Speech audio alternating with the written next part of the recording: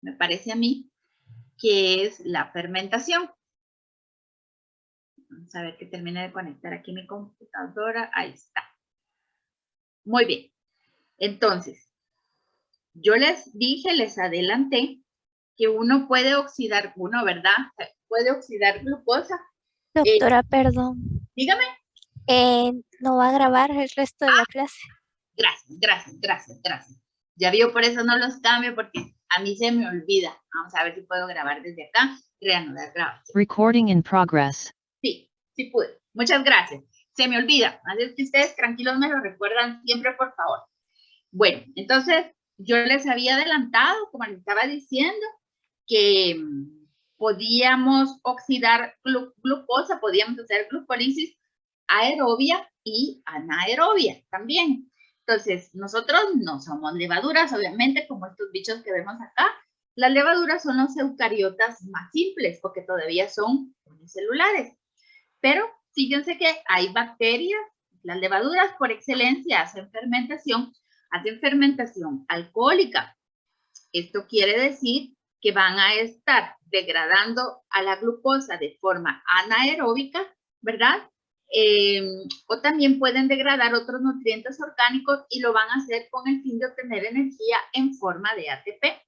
Esta es posiblemente la vía más antigua del planeta para obtener energía a partir de moléculas orgánicas. Entonces, imagínense que la secuencia de reacciones se ha conservado durante toda la evolución de fermentación a glucólisis, lo cual quiere decir que es una forma muy efectiva, pero que también es fundamental para mantener a la vida en el planeta y todos los ecosistemas, ¿sí?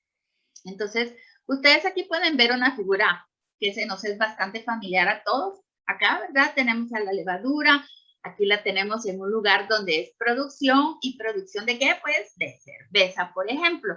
Seguro que todo el mundo ha ido a dar una su vuelta por Cervecería 14 u otras cervecerías que tenemos aquí en Guatemala. Y esto es, habrán visto ustedes, ya no diciendo barriles porque eso es vino, sino que aquí las cámaras, ¿verdad?, de reacción en donde se va a estar produciendo, por ejemplo, la cerveza.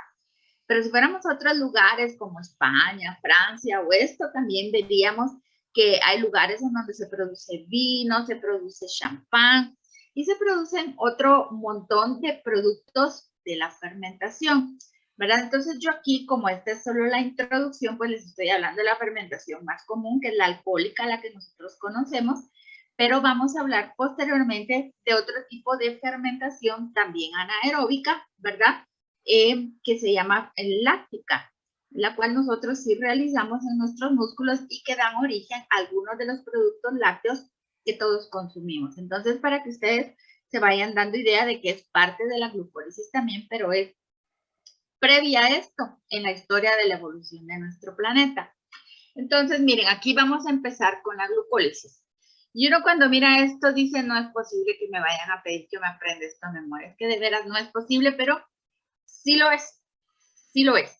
Vamos a aprendernos esto de memoria, no las estructuras orgánicas. Obviamente eso yo no se las voy a preguntar, pero las podemos reconocer. Lo que yo necesito es que las reconozcan y que puedan identificar los carbonos y las estructuras y que los intermediarios, o sea, los metabolitos intermediarios y las enzimas, esas sí se las tienen que conocer, así como el proceso químico, ¿sí?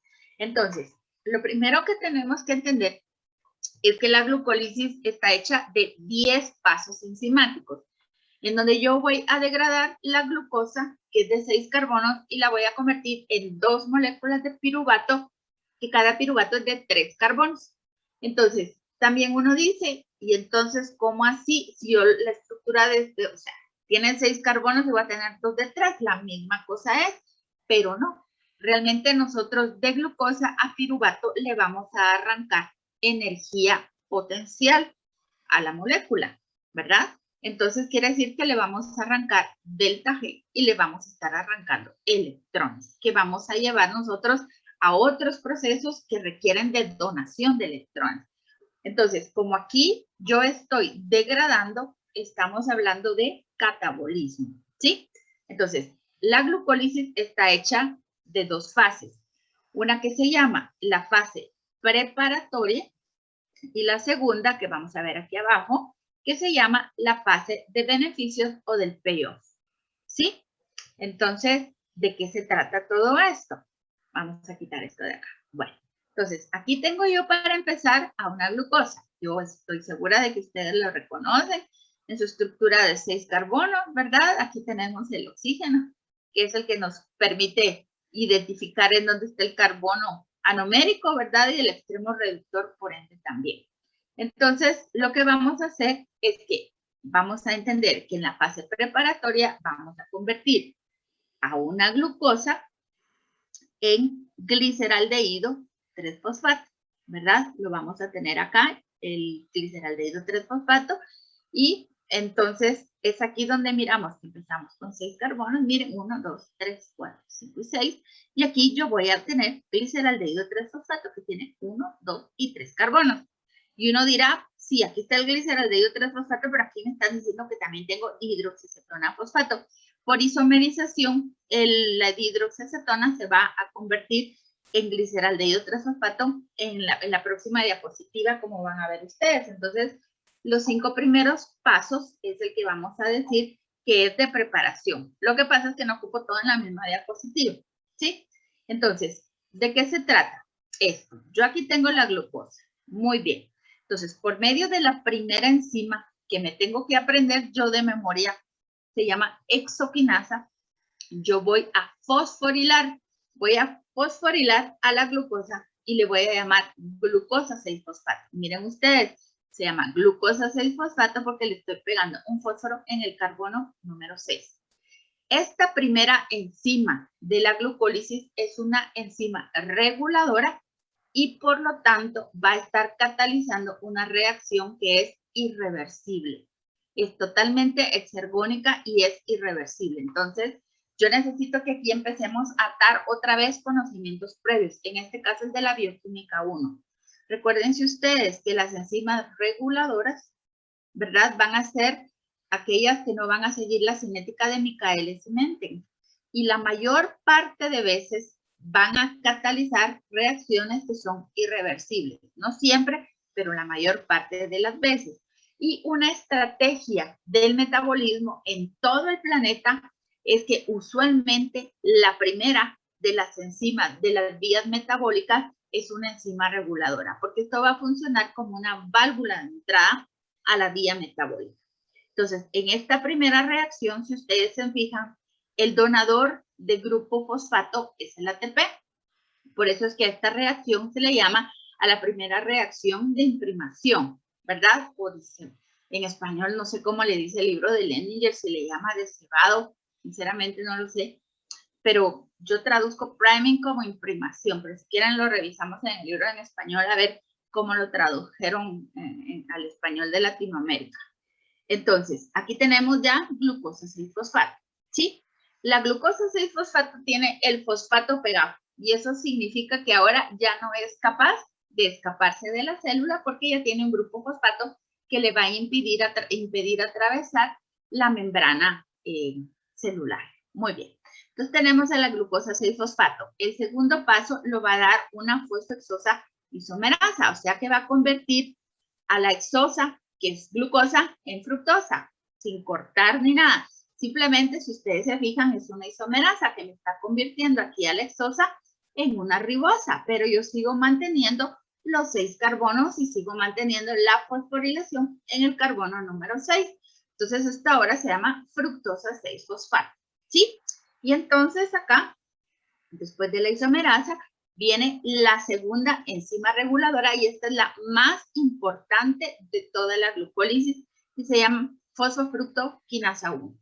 Aquí tenemos la segunda reacción de imprimación porque nuevamente es el ATP el que va a donar el fosfato para convertirme la fructosa 6-fosfato en fructosa 1,6-bifosfato. Es decir, yo ahora aquí tenía el carbono 6 fosforilado y ahora voy a tener el carbono 1 fosforilado también.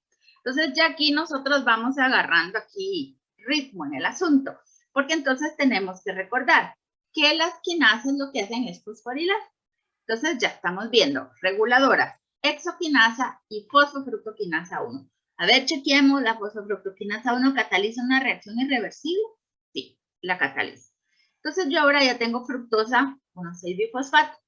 Ahora por medio de la enzima aldolasa lo voy a cortar en dos. Miren acá, aquí estoy cortando yo la molécula en dos. Y aquí las voy a ver lineales.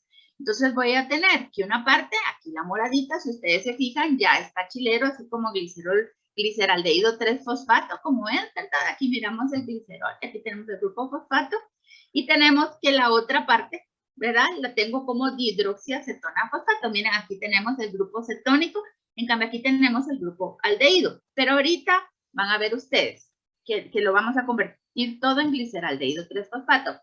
Lo único que yo quería ahorita resaltar es hacer notar que en la fase preparatoria yo invertí 2 moléculas de ATP. O sea que yo aquí voy terminando a menos 2 ATPs porque invertí en lugar de ganar, invertí 2 ATPs. Entonces, aquí vamos nosotros terminando. Ay, es que estoy apachando la flechita, perdonen. Entonces, ya ven ustedes acá, esta es la última parte de la fase preparatoria, en donde, como yo les comentaba, por medio de la isomerasa, solo que en este caso, pues obviamente es una triosa fosfato isomerasa, yo voy a tener entonces ahora a las dos en forma de gliceraldehído 3-fosfato. Entonces, miren, aquí tenía una, y ahora aquí ya me dice que tengo 2, ¿sí? Entonces, empieza la fase del payoff, o sea, la fase del beneficios, en donde yo voy a convertir de manera oxidativa a los 2 gliceraldehídos 3-fosfato en 2 moléculas de piruvato. Y esto va a estar acoplado a la formación de ATP y de NADH, ¿sí? Por eso es que se llama la fase de beneficios. Es cuando ahora yo voy a ver los frutos de mi inversión. Entonces, yo aquí tengo el gliceraldehído 3-fosfato. Si ustedes se fijan, esta reacción es bastante importante porque, miren acá, aquí empieza a actuar una deshidrogenasa. Entonces, las deshidrogenasas usualmente lo que hacen es catalizar, enzimáticamente, valga la redundancia, porque estoy hablando de deshidrogenasas, ya todos sabemos que es enzima, que va a transferir electrones, ¿verdad? En este caso, entonces va a transferir electrones que se los va a donar el gliceraldehído 3-fosfato, ¿verdad? Y los electrones, entonces, los va a acarrear y me van, entonces, a reducir al NAD y me lo va a convertir en NADH, ¿sí? Y entonces, aparte de todo, vamos a tener aquí, vamos a mirar que yo voy a convertir el gliceraldehído 3-fosfato en 1,3-bifosfoglicerato. Entonces yo aquí venía con una molécula que tenía un fósforo en el carbono número 3 y ahora resulta que tengo 2 fósforos ahora, ¿verdad? Uno lo tengo en el carbono 1, que es el carbono carboxílico, y el otro lo sigo teniendo en el carbono 3. Entonces, por eso se llama gliceraldehído 3-fosfato deshidrogenasa. Le estoy arrancando electrones y se los estoy dando a NAD, que es un acarreador electrónico, ¿verdad? Que venía oxidado, yo ahora lo reduje, ya tiene electrones, y yo entonces estoy produciendo los primeros 2 NADHs de toda la vía oxidativa de la glucosa. Entonces produje 2 NADHs. Entonces acá yo hago una llamada.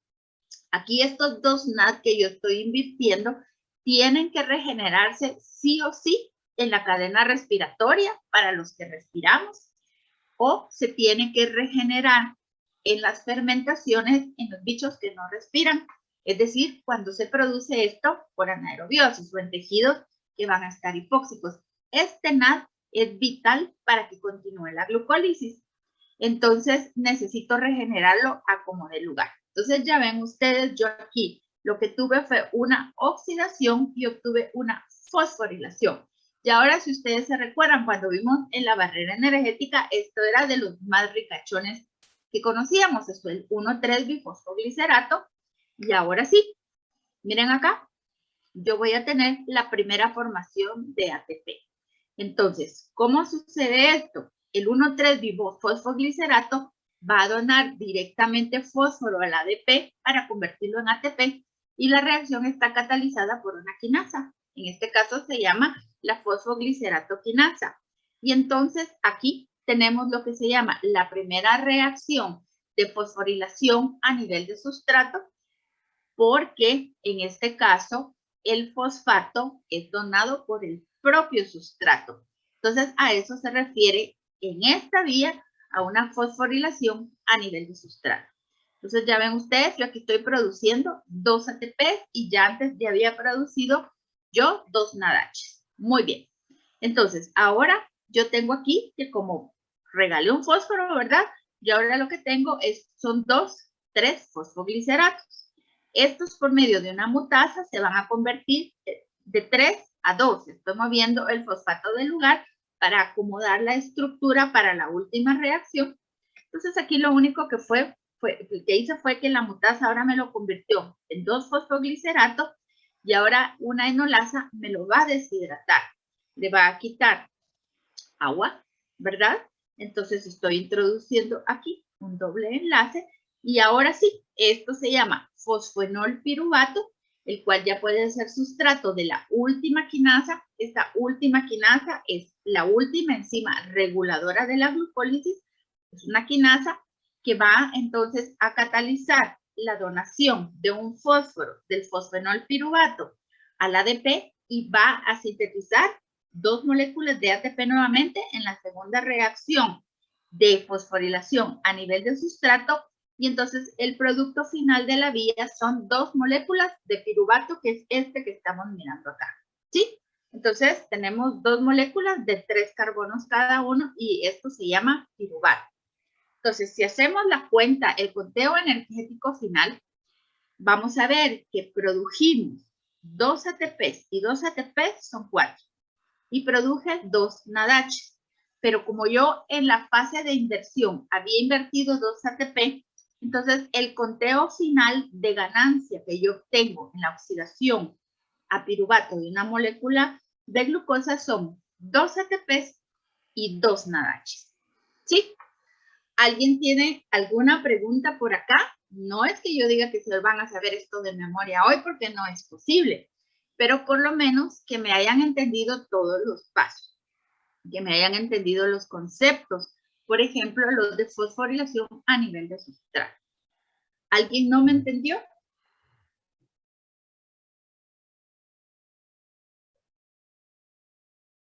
Obsérvenlo, les doy unos segundos y me dicen. ¿Podría explicar el paso número 8? El paso número 8. El fosfoglicerato. ¿Perdón? El de fosfoglicerato.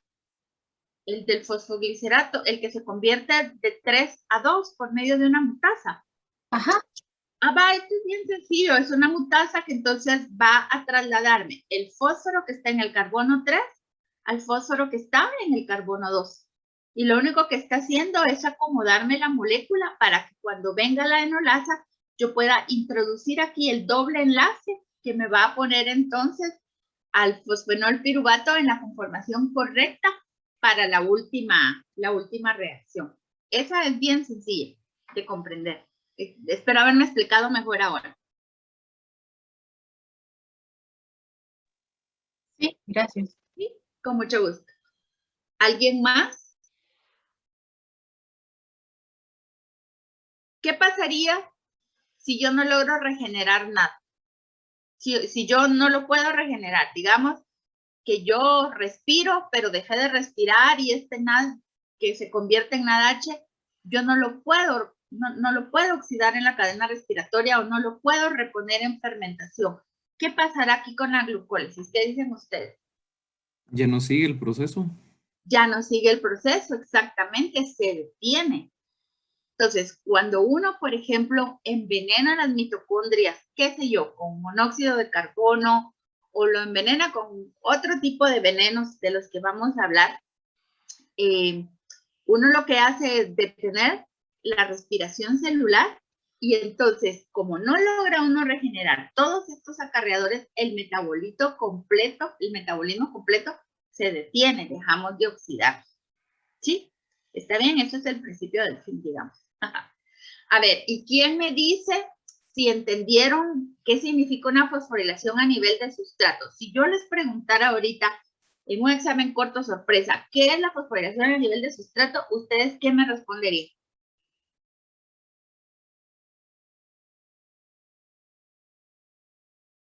A ver, Eddie, ¿qué me respondería usted?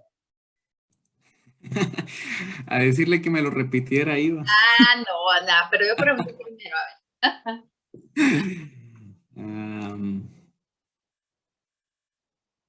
Veamos. A ver, no lo dejen sufrir solo, alguien que lo ayude. Yo digo que tal vez Andrés que me eche la mano ahí. A ver, Andrés, ayúdenos. ¿Qué diría usted que es una fosforilación a nivel de sustrato?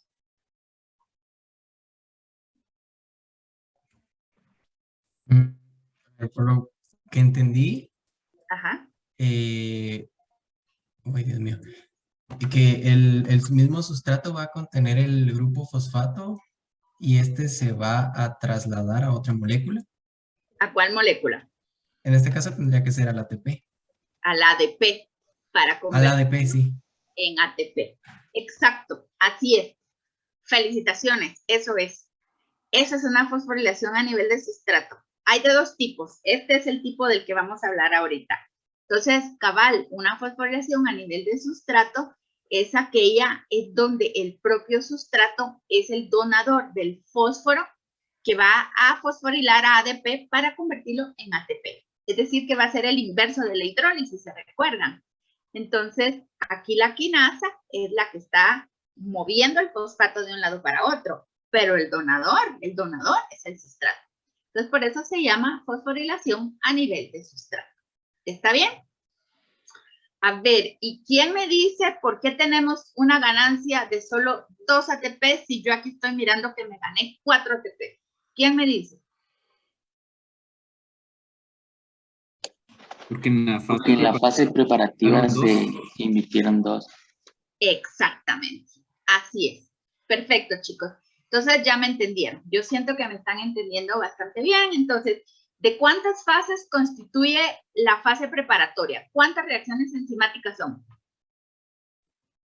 4. 5. 5. Porque aquí está la última. No le digo que no cabía en la diapo anterior, pues.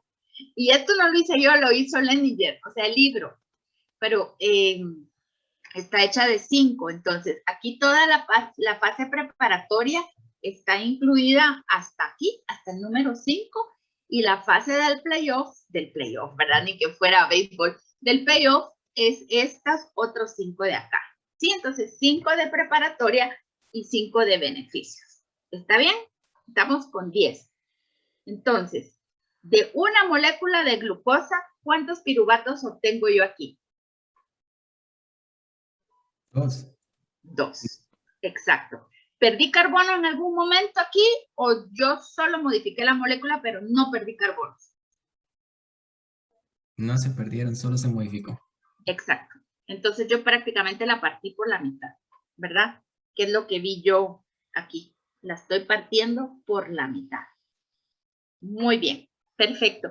Entonces todo eso que ya platicamos ahorita y que se los hice así bien platicadito, de hecho, está descrito en la figura 14.3 de Leninger. Miren, todo lo que les dije, aquí se los tienen marcados, pero a mí me gusta irselos mostrando yo, porque a veces cuando uno lo mira acá no es igual a que a uno se lo explique. Pero si ustedes, me parece que es una buena idea, van viendo la presentación y pueden ir siguiendo aquí. Miren, hasta les ponen sombreado en rosadito donde es que estoy moviendo los fósforos, donde es que estoy moviendo el carbono carboxilo y todo. Aquí está descrito todos los cambios, todas las transformaciones químicas que van a suceder de la glucosa hasta el piruvato. ¿Sí? Entonces, por favor, véanlo. No se extrañen de encontrar en el examen parcial estos esquemas en donde van a tener que identificar las enzimas, sus funciones, cuáles son reguladoras, cuáles participan en la fosforilación a nivel de sustrato, por ejemplo. Todos esos detalles los vamos a tener que conocer con detenimiento. Entonces, si quieren un acercamiento, miren, a mí me encanta este bichito y en la edición anterior se me movía y en este ya no. Pero entonces, pueden verlo ustedes y el acercamiento es absolutamente todo como yo se los expliqué, solo que aquí pues entonces no tiene la estructura a la par, que en realidad a mí como soy mujer, insisto, soy visual, entonces a mí me gusta ver la estructura de la exosa a la ribosa y luego cómo la parto en dos y todo para irla asociando con lo que me está mostrando la nueva edición de Leninger acá, pero ya ven ustedes que podemos complementar todas las diapositivas. Yo incluso lo que haría sería como imprimir y poner así un mapa y poner las figuras y poner a la par mis anotaciones, ¿verdad? Para ir yo memorizando y terminando de comprender todo lo que está pasando. Dígame, Elizabeth. Solo para tener claro, los reguladores serían los que estaban en celeste, ¿verdad? Entre cada... Las reguladoras son 3. Oh, son solo 3. Y son las 3 que catalizan las reacciones irreversibles. ¿Quién me las dice de memoria?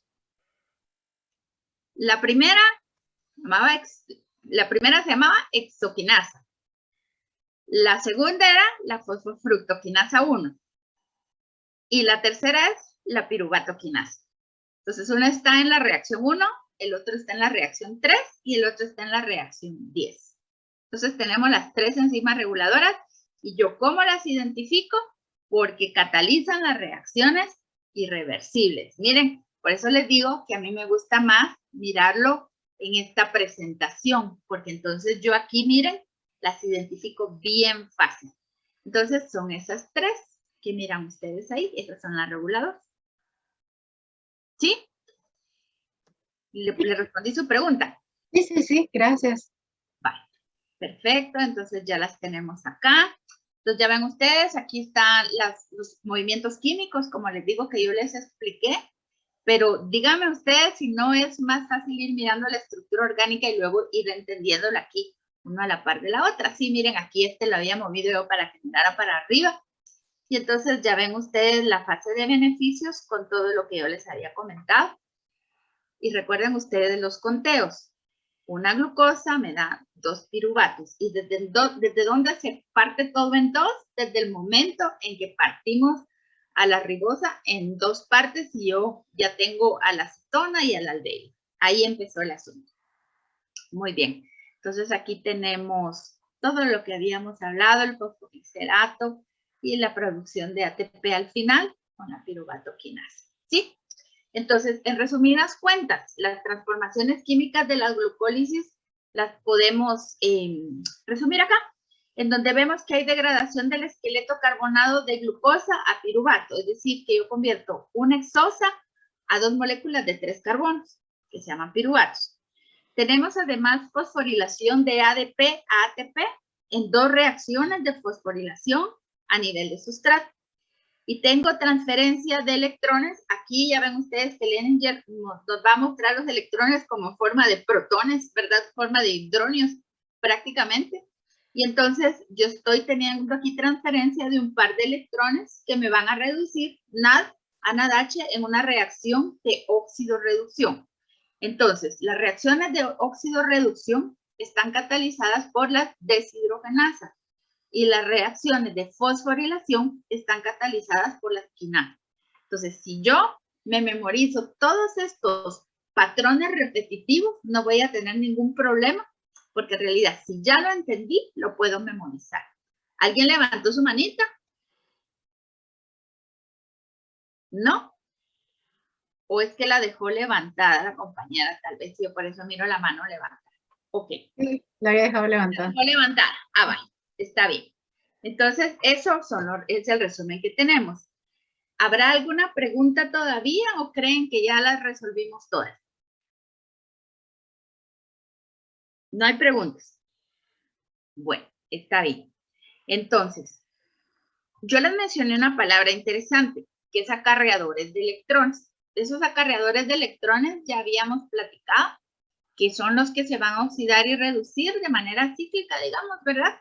Y que van a agarrar electrones que vienen del catabolismo y se los van a llevar a otras cuestiones del anabolismo, por ejemplo, ¿verdad? Van a enlazar los 2 procesos. Y hay varios de ellos. Por ejemplo, del NAD ya hablamos ahorita. Su nombre es nicotinamida adenina dinucleótido. Tenemos a un primo de ella que se llama NADP, o sea que está fosforilada. Entonces, esta se llama nicotinamida adenina dinucleótido fosfato. Entonces, ambos van a acarrear electrones, los hidrones y los electrones, ¿verdad? Pero nosotros cuando veamos H+, sabemos que estamos hablando de pares de electrones en reacciones de oxidorreducción y la característica de ellos dos es que contienen a la vitamina niacina. Sí, por eso es que se llaman nicotinamida, porque tienen niacina. Luego tenemos al otro carreador que yo ya les había mencionado también en la primera clase de bioquímica, que es la flavina adenina dinucleótido, o FAD, como le dicen en su casa, así abreviado. Esta es coenzima de algunas enzimas de oxidorreducción también, y va a contener a la vitamina riboflavina, que es la vitamina B2. Entonces, por eso es que se llama flavina adenina, porque contiene riboflavina, ¿sí?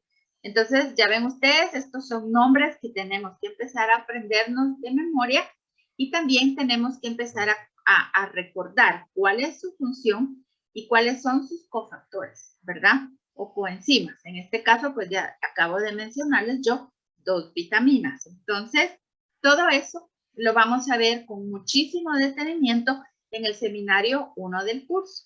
Ese seminario no es la semana que entra, sino la otra. Y en ese seminario son ustedes los que me van a contar a mí principalmente cómo es que funcionan las vitaminas con los acarreadores, pero vamos a hablar también de algunos cofactores como calcio, magnesio, que hemos mencionado aquí también, dentro del mismo seminario. Les vamos a estar subiendo el instructivo a la brevedad, lo voy a platicar con Harley. Y entonces, para que ustedes sepan que se van a tener que organizar en grupos y van a ver presentaciones. Yo les voy a subir una presentación que la licenciada Rosario, que da nutrición, preparó, muy bonita. Nos va a servir como apoyo a la docencia. Pero la mayor parte lo van a investigar ustedes y lo van a exponer con sus compañeros. Pero igual van a tener su guía de estudio, todo su capítulo, para que no haya ningún problema. Pero es algo que el químico farmacéutico tiene que conocer. Entonces, ya ven ustedes, lo van a ver en bioquímica, pero lo van a ver en otros cursos. Yo sé que lo vieron en algunos antes de bioquímica muy rápidamente, pero ahorita vamos a ver con detenimiento por qué es que necesitamos las vitaminas para el metabolismo. Entonces, cuando yo les platiqué de lo que había pasado evolutivamente en el planeta, yo les dije que se conservaba el camino a la fermentación, se conservaba el camino al piruvato y que lo que podía variar entre las especies del planeta era la regulación y el destino del piruvato. Entonces, aquí tenemos esta diapositiva bastante interesante en donde podemos mirar los posibles destinos del piruvato que conocemos del planeta, ¿verdad? Hay destinos alternativos minoritarios, pero aquí nosotros estamos hablando de los principales. Por ejemplo, acá, miren, de la glucosa a la formación de 2 moléculas del piruvato, dijimos que está la glucólisis, que está compuesta de 10 reacciones sucesivas. Eso ya lo entendimos. 5 de preparación y 5 de la fase de beneficio. Bueno, entonces, ¿qué vamos a hacer con los piruvatos? Si yo respiro bajo condiciones aerobias, entonces yo voy a descarboxilar, lo voy a convertir en acetilcoenzima A, y cuando lo meta al ciclo de Krebs y lo mande a la fosforilación oxidativa, yo lo voy a llevar a sus componentes más básicos y le voy a extraer toda la energía posible y lo voy a convertir en CO2 y agua. ¿Sí? Entonces el piruvato lo voy a convertir en 4 moléculas de CO2 y 4 de agua. Cuando yo respiro, el producto final de mi metabolismo es CO2, ¿verdad? Y siempre producimos agua metabólica. Entonces, esto lo vamos a hacer los animales, las plantas, muchas células microbianas bajo condiciones aeróbicas también, ¿sí? Estos somos los que respiramos. ¿Qué pasa bajo condiciones hipóxicas o condiciones anaerobias? Puede ser parcial o puede ser estricto, ¿verdad? Puede producirse también lo que se llama fermentación láctica. Entonces, a partir de 2 piruvatos, yo ya voy a producir 2 lactatos o 2 ácidos lácticos, y estos son los que yo les comenté, que hacen fermentación láctica. Pueden ser incluso los músculos cuando uno hace contracciones vigorosas, ¿verdad? Y continuadas. Lo pueden hacer nuestros eritrocitos, lo pueden hacer otras células, algunos microorganismos también, donde, como les digo, pueden estar en condiciones de hipoxia, que significa baja cantidad de oxígeno, y diferentes grados de anaerobiosis hasta llegar a la anaerobiosis total. O podría ser que igual hay organismos que lo que van a hacer son fermentaciones alcohólicas. Estas van a producir de 2 piruvatos, 2 moléculas de etanol y 2 de CO2. Y esto lo hacen principalmente, como les había mencionado, las levaduras, que van a hacer esta fermentación alcohólica y ven ustedes cómo su producto va a producir CO2. Entonces, de ahí que a la cerveza le miremos CO2, ¿verdad? Las burbujitas o al champán o al vino en diferentes cantidades, pero el CO2 es producido como producto final también de la fermentación. Entonces ya ven ustedes cómo el piruvato puede tener estos destinos alternativos dependiendo de la presencia o no de oxígeno, pero van a ver ustedes también que el escoger hacer fermentación láctica o el escoger hacer fermentación alcohólica va a depender de qué juego de enzimas tiene cada microorganismo. Nosotros, por ejemplo, en nuestro músculo no podemos hacer fermentación alcohólica, no podemos, solo fermentación láctica, por ejemplo, ¿verdad? Entonces, es porque carecemos de las enzimas que hacen fermentación alcohólica, por ejemplo, ¿verdad? Entonces, de esto vamos a platicar con más detenimiento. De repente vamos a hacer algunas entradas de blog con puntos adicionales, pero déjenme pensarlo bien cómo lo vamos a hacer. Bueno, entonces ya ven ustedes, aquí lo tenemos todo esto definido. Y entonces, cuando yo les he hablado del destino del piruvato de nosotros que respiramos, sé que es bien prematuro mostrarles esta diapositiva. Esta diapositiva volveremos en la última clase del curso, cuando veamos la integración del metabolismo. Yo solo quería que ustedes vieran que el piruvato yo lo voy a convertir en acetilcoenzima A, el acetilcoenzima A lo voy a meter al ciclo de Krebs, esto lo voy a mandar a la cadena respiratoria y voy a producir, CO2 y agua, ¿sí? A eso es a lo que yo me refiero con el destino de la oxidación de los aerobios. Los aerobios, el NADH, lo van a reciclar acá, en la cadena respiratoria, ¿verdad? En cambio, ya dijimos que los que no respiran lo van a reponer, o sea, lo van a reciclar, como quien dice, cuando se reduzca el piruvato a lactato o cuando se reduzca al alcohol, ¿sí? Entonces, ustedes pueden mirar acá que en el catabolismo, cuando pasa por la cadena respiratoria, va a dar como producto final ATP y agua. El CO2 lo vamos a expirar. El lactato, pues también va a producir ATP en condiciones anaeróbicas. Ya habíamos dicho que puede ser en hipoxia de músculo en contracción, pero también puede producirse el lactato en algunas condiciones aerobias. En el caso, por ejemplo, de la retina, del cerebro y de eritrocitos en pequeña cantidad, por ejemplo, lo pueden hacer. Y en el caso de la fermentación alcohólica, pues ya habíamos dicho que pueden hacerlo las levaduras, pero también lo pueden hacer algunos tejidos vegetales, los invertebrados, algunos protistas, y los anaerobios, como habíamos platicado, con los productos finales, etanol y CO2, ¿sí? Y uno dice, ¿y en el anabolismo qué es lo que pasa? Bueno, resulta también que el piruvato puede hacerlo, pero principalmente lo hace el acetilcoenzima A. El piruvato tiene 3 carbonos y el acetilcoenzima A ya solo va a tener 2, pero de todas maneras nos va a servir para proveer esqueleto de carbono para diversas reacciones de síntesis. Incluso a partir del piruvato yo podría sintetizar aminoácidos, por ejemplo, si lo quisiera.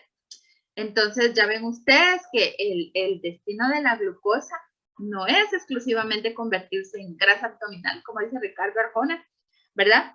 Sino que nosotros lo podemos convertir en muchas cosas. Por eso es que uno siempre debe consumir glucosa. Es nuestra energía inmediata, sobre todo para el cerebro, que ya vimos que es totalmente dependiente de la glucólisis, ¿sí? Entonces aquí está lo que yo les quería señalar. Y los datos energéticos, para que veamos el porcentaje de energía que todavía conserva el piruvato. Si la formación de ATP y NADH acoplada a glucólisis me da de glucosa piruvato, un delta G prima estándar de menos 146 kilojoules.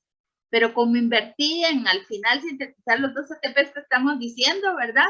Yo estoy invirtiendo 61 kilojoules. Entonces, en total, lo que yo estoy ganando en glucólisis es menos 85 kilojoules por mol.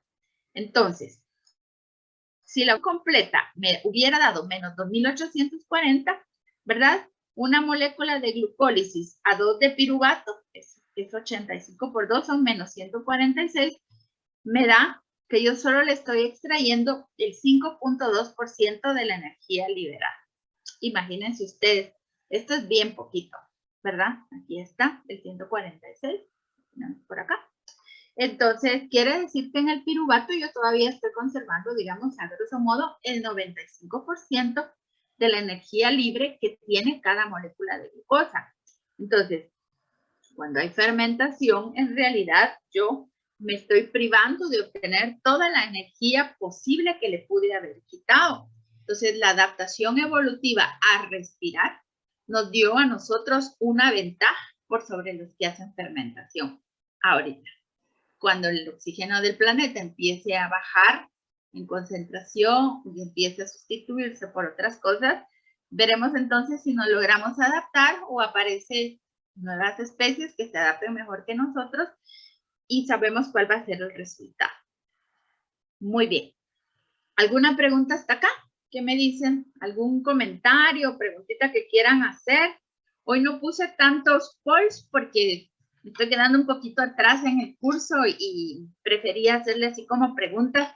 El jueves vamos a tener una actividad de gamificación para variar un poco, pero sí quería yo que ya ustedes fueran un poquito más activos y abrieran sus micrófonos y me empezaran a preguntar si tenían alguna duda o hacer un comentario, que siéntanse en confianza de hacerlo.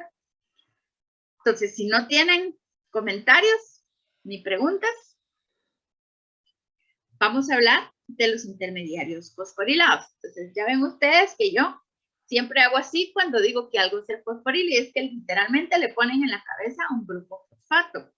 Y entonces, ¿cuál es la importancia de los intermediarios fosforilados en la glucólisis? En realidad, los grupos fosforilo que se le ponen a la glucosa en cuanto entra, miren acá, el que tenemos acá, parece tener tres funciones. El primero es lo que yo les había mencionado. La glucosa va a entrar con sus transportadores. Algunos de ellos van a necesitar, por ejemplo, insulina para entrar, pero hay otros que en realidad van a permitirle entrar a favor de su gradiente de concentración a algunas células. Entonces, así como entra, puede salir.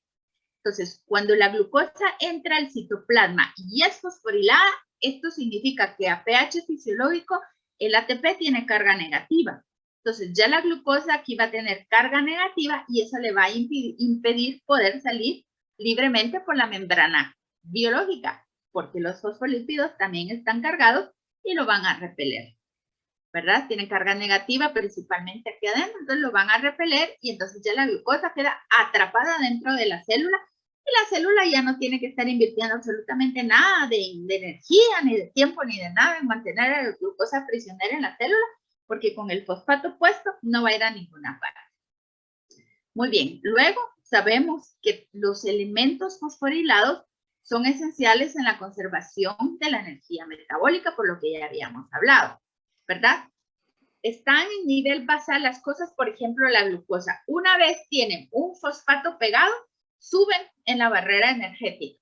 Y si le ponemos dos fosfatos, están todavía más altos, ¿verdad? Eso significa que cuando yo los activo, yo las puedo transformar, ¿sí?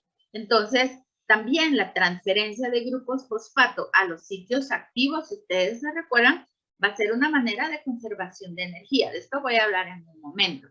Pero entonces aquí, por ejemplo, en el caso de la glucosa 6-fosfato, ¿se acuerdan ustedes que vamos a tener que la energía liberada durante la ruptura de enlaces fosfanhidro, como por ejemplo en el ATP, vamos a tener que esta energía se está conservando parcialmente al formar el enlace éster de fosfato de la glucosa 6-fosfato. Entonces, de ATP que me donó energía, no solo me la donó en forma del fosfato que me está elevando la cuestión energética, sino que además el éster de fosfato, que es ese enlace de tan alta energía, en el momento que se rompa, me va a poder permitir a mí darle energía a la siguiente reacción, ¿verdad?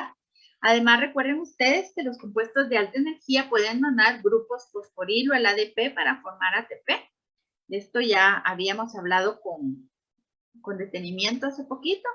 Y entonces la tercera función la tenemos acá, que es la que les estaba yo mencionando, que la energía del enlace resultante de los grupos fosfato a los sitios activos de las enzimas va a disminuir la energía de activación y es así como se produce que el catalista pueda hacer que una reacción que tomaría muchísima energía y muchísimo tiempo se produzca de manera muy eficiente con una inversión de energía muy baja.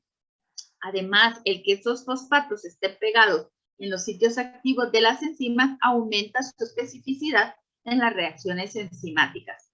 Entonces, parte de esto que tenemos que mantener en cuenta es que los grupos fosfato del ADP y del ATP y otros intermediarios glicolíticos no van a estar solos, sino que usualmente forman complejos con magnesio y que los sustratos que se unen a los sitios activos de enzimas son específicas para los complejos de estos intermediarios fosforilados con el magnesio. Por eso es que ustedes van a ver que muchas de las reacciones donde está el ATP presente, vamos a tener que el cofactor de la enzima es el magnesio más 2. Entonces, eso es algo importante que tenemos también que aprendernos de memoria porque es otra regla básica, es decir, que casi todas las enzimas glucolíticas de que van a participar en la glucólisis van a requerir de magnesio para su actividad por esta razón que acabo de exponerles acá. ¿Tienen alguna pregunta o todo el mundo me entendió estos 3 pasos? Los tiene así bien claritos y me los va a poder explicar en el examen corto de la semana que entra. ¿Seguro que me entendieron? ¿Sí? ¿O nadie me dice nada porque no me entendieron? A ver, ¿quién me dice la verdad? Elizabeth, ¿usted qué me dice? Pues ahí vamos. O sea que todavía lo está procesando, pero ya son 2 horas de clase y estamos cansados. Esa es la traducción. Digamos, sí. Digamos que sí. Está bueno. Cuando la gente me dice la verdad, lo acepto. Está bien. Entonces, miren chicos, hagamos una cosa. Sé que ahorita están cansados y estos son conceptos bien difíciles. ¿Cómo lo sé? Porque a mí me costó también entenderlos. Créanme que los he leído y releído y releído hasta que finalmente siento que ya los entendí así al 100%. Entonces, léanlos bien de aquí al jueves. Y el jueves cuando hagamos el Mentimeter, ¿verdad? Entonces vamos a ver en realidad cuánto es que me entendieron. Lo importante también es que ustedes lo vean, lo analizan y las preguntas que les surjan, entonces me las hacen de entrada el día jueves. Está bueno, porque esto es material del examen parcial y yo necesito que lo tengan claro. Que me enumeren las 3 funciones de los grupos fosforilo que me puedan explicar cada una de ellas. ¿Está bien? Entonces ese es el trato. Ahorita no hablamos de eso, pero vamos a hablar de esto en la próxima clase. Y esto no aparece en Leninger en este capítulo. Pero cuando yo estudié la bioquímica por primera vez, sí aparecía en este capítulo y a mí me parece importante que gastemos los últimos 2 minutos en entender este concepto. Y es cuando el libro nos dice una cosa así rara, que uno le dice a uno, y los intermediarios son canalizados entre enzimas glicolíticas. Y uno se queda preguntando de sí mismo, ¿cómo así que hay canales entre las enzimas? ¿Cómo es la cosa? No es eso. Es una traducción del inglés al español que a uno no le queda claro. Lo que significa esto es que una enzima está a la par de la otra y la siguiente está, o sea, que las 10 que van a hacer glucólisis están pegadas entre sí haciendo clusters, es decir, haciendo agrupamientos. Y que cuando uno le dice Leninger que las enzimas son solubles, no se está refiriendo a esto que estamos mirando acá, porque una enzima soluble no se la imagina nadando en el citoplasma y hasta disuelta. No es el caso. Fíjense que esto es algo histórico. Cuando se empezó a estudiar el metabolismo en células, se rompían las células en el laboratorio, pero con métodos así bien burdos, ¿verdad? Macrométricos, donde hacía uno con esos tubones que uno mira en las cuestiones de historia de los 60s y los 50s. Y entonces se rompían todo y claro, lo que uno analizaba estaba todo bien disgregado y parecía que las enzimas estaban sueltas y por eso es que se dijo que eran solubles en el citoplasma. Ahora, con los métodos moleculares y de citología tan especializados que hay, se mira que en realidad las enzimas están agrupadas entre sí, formando complejos supramoleculares, aunque estén en el citoplasma, es cierto, pero están juntitas entre sí, y muchas de ellas tienden a estar muy cerca de los sistemas endomembranosos de nuestras células. Entonces, el propósito es que ya dentro de la célula, obviamente cuando se hacían en el laboratorio con esos métodos, la cosa quedaba súper diluida. Ahora que se hace con tubitos chiquititos micrométricos, se ve que están en suficiente concentración para que estén todos bien juntos. ¿Y qué propósito tiene? Entonces, la primera enzima, una vez termina de producir glucosa 6-fosfato, se lo pasa a la siguiente, y la otra a la siguiente, y la otra a la siguiente, y la otra a la siguiente, hasta que llegan a la 10ª enzima y tienen su producto. Eso es lo que se llama canalización de sustrato, que va pasando de mano en mano entre las enzimas, y no es que los metabolitos intermediarios se vayan a diluir en el citoplasma y ve tú a saber cuándo lo pesca la siguiente enzima. Entonces, a eso se refiere cuando hablamos de canalización de sustrato o que los intermediarios son canalizados entre enzimas glicolíticas, ¿sí? Entonces, ya ven ustedes, de manera secuencial, esto tiene sentido, por eso es que todo sucede tan rápido. En cambio, si estuvieran sueltas en el citoplasma por allá, en lo que una encuentra la siguiente y encuentra la siguiente, los intermediarios se diluirían en la célula y realmente estas reacciones pasarían a una velocidad muy lenta, ¿verdad? Si es que llegarían a pasar. Muy bien, entonces con esto terminamos la clase del día de hoy. Si tienen alguna pregunta de esto, me puedo quedarla respondiendo. Si quieren hacerme la pregunta el jueves, después de haberlo craneado un poquito más, con mucho gusto lo podemos retomar ese día. Voy a dejar de grabar y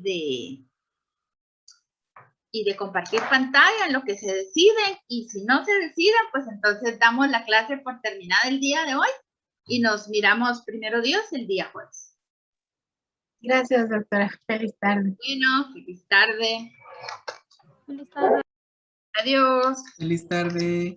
Feliz tarde, licenciada. Feliz tarde. Doctora, solo tengo una duda. Sí, dígame. Usted es la persona que me escribió, ¿verdad? Sí, Ayer. tenía duda de lo que vamos viendo ahorita. ¿Cuáles son los capítulos de Leninger? Están puestas al principio de las presentaciones. Ah, bueno. ¿Ja? Gracias. Con mucho gusto. ¿Alguien más? Recording stopped. Ya dejé de grabar. Es que alguien me escribió y me dijo... Yo tenía la duda sobre el La taller. duda del doctora. taller. Ah, va. Sí. usted. Es que era básicamente en saber con cuántas cifras significativas podíamos trabajar o cómo. Es que en un ejercicio también lo hizo un compañero y